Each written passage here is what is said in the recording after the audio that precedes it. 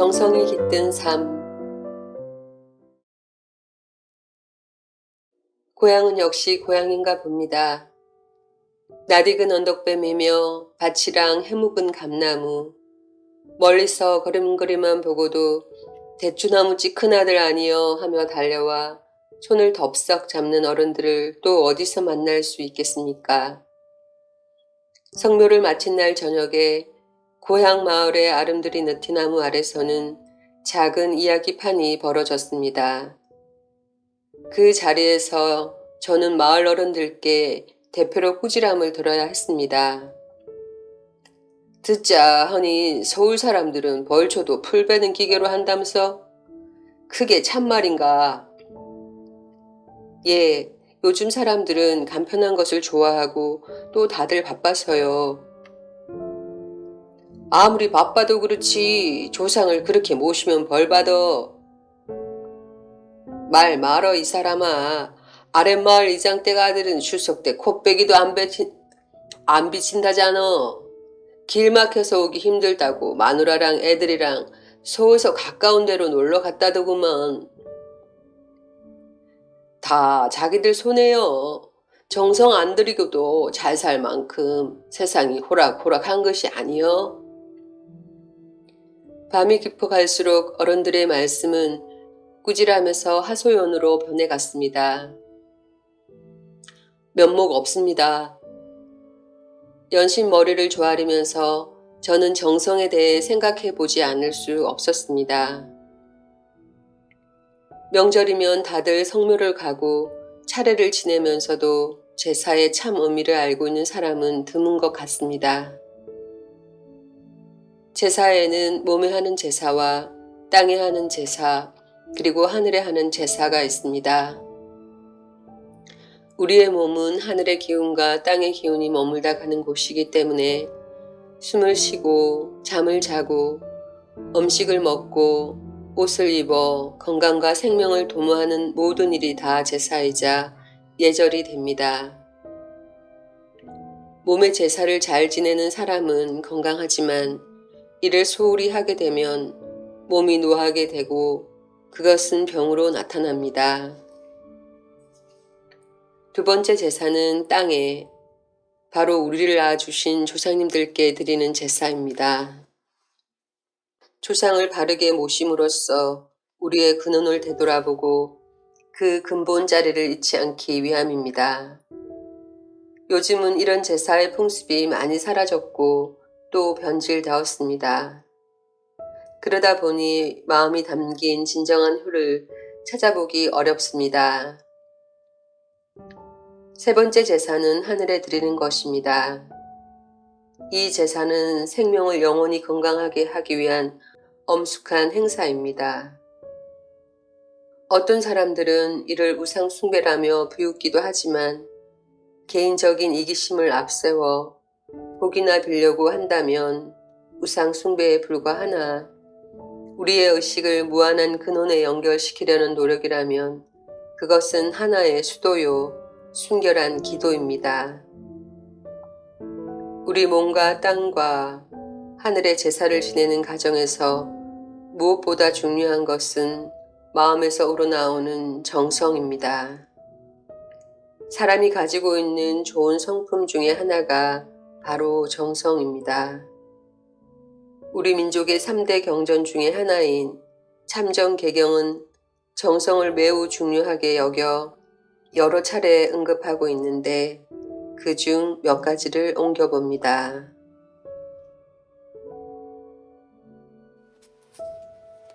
정성이란 마음 깊은 곳에서 우러나오는 것으로서 자신의 참 본성을 지키는 것이다.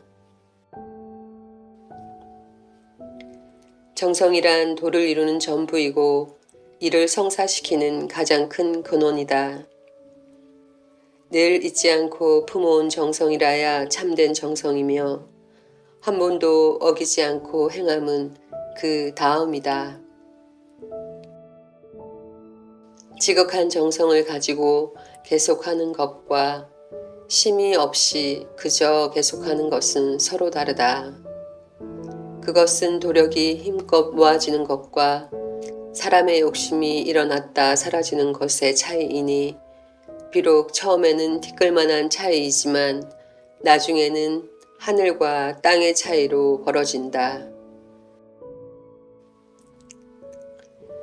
처음에 바라는 바가 있어 정성을 들이기 시작했어도 정성이 지극하여 점점 깊은 경지에 들어가면 처음에 바라던 바는 점점 작아지고 정성만 더욱 커진다.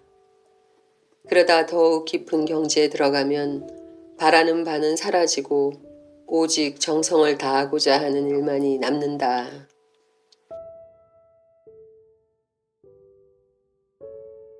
정성이 지극할 때 사람이 하늘과 통하고 하늘이 사람과 통한다. 사람이 느낄 만한 정성이 없으면서 어찌 하늘이 느끼길 바라며 사람이 능히 답할 만한 정성이 없으면서도 어찌 하늘이 답하길 바라겠는가. 정성이 지극함이 없으면 이는 정성이 없는 것과 같으며 느껴도 답함이 없으면 느끼지 않는 것과 다를 바 없다. 하늘이 근심과 어려움을 줄 때 달게 받아 정성을 버리지 않으며 하늘이 길하고 상스러운 것을 줄 때 도리어 두려워하고 정성을 게을리 하지 않아야 한다. 근심과 어려움이 돌아오는 것은 정성이 없기 때문이요. 길함과 상스러움이 따르는 것은 정성을 다함에 어긋나지 않았기 때문이다. 작은 정성은 하늘을 의심하고 보통 정성은 하늘을 믿으며 지극한 정성은 하늘을 믿고 의지한다. 지극한 정성으로 세상을 살아가면 하늘이 반드시 감싸고 도와 스스로 의지할 수 있게 되지만 무릇 남다르게 위험한 것을 행하고 괴이한 것을 찾는다면 지극한 정성인들 쓸모가 없다. 이런 말씀들을 접하면 정성을 빼놓고 인생에 관해 진지한 이야기를 나누는 것은 불가능하다는 생각이 절로 듭니다. 정성을 모르는 삶은 황폐해지기 쉽습니다. 정성은 원래 높고 맑고 넓은 곳을 향해 신성한 곳을 향해 그리고 중심과 뿌리를 향해 드리는 것입니다. 더러운 곳을 향해서 정성을 들이는 사람은 없습니다. 그렇기 때문에 정성이란 지금 자기가 서 있는 자리보다 더 밝아지고 더 넓어지고 더 높아지고 성장하기 위한 마음가짐입니다. 항상 정성 어린 마음으로 살아가는 사람의 가슴 속에는 희망이 사라지는 법이 없지만 정성을 잃어버린 사람은 늘 어둡습니다. 정성이 사라졌을 때 우리는 나태해지고 불평불만에 빠집니다. 어떤 사람이 정성은 좋은 습관이다 라는 말을 했습니다. 정성은 배워서 되는 것이 아니고 지식으로 되는 것도 아닙니다. 머리로는 정성스러워야 한다는 사실을 모르는 사람은 없습니다. 다만 몸에 배인 습관처럼 정성을 실천하고 사느냐 아니냐가 다를 뿐입니다. 정성이 습관인 것과 마찬가지로 행복도 습관이고 불행도 습관입니다. 가슴속에 항상 정성이 살아있는 사람은 누가 뭐라고 하건 마음 밖에서 어떤 일이 벌어지건 언제나 감사와 행복을 느끼며 살아갑니다. 불행을 습관으로 갖고 있는 사람은 외적인 조건이나 환경에 관계없이 항상 피해의식과 이기심과 자만심을 갖게 되어 스스로 불행해집니다. 어떻게 하면 행복하다는 것은 착각입니다. 무엇 때문에 불행하다는 것도 착각입니다. 자기 안에 충분한 행복이 있기 때문에 그것을 꺼내었으면 됩니다. 결국 자기 자신을 원하는 대로 쓰면 되는 것입니다. 행복도 조건이 없고 불행도 조건이 없는 것입니다. 정성이 없으면 사람이 경박스러워집니다. 또 감사한 줄 모릅니다. 정성이 사라지다 보면 자꾸 분별심이 생겨 너와 나, 네 것과 내 것을 구별하게 됩니다.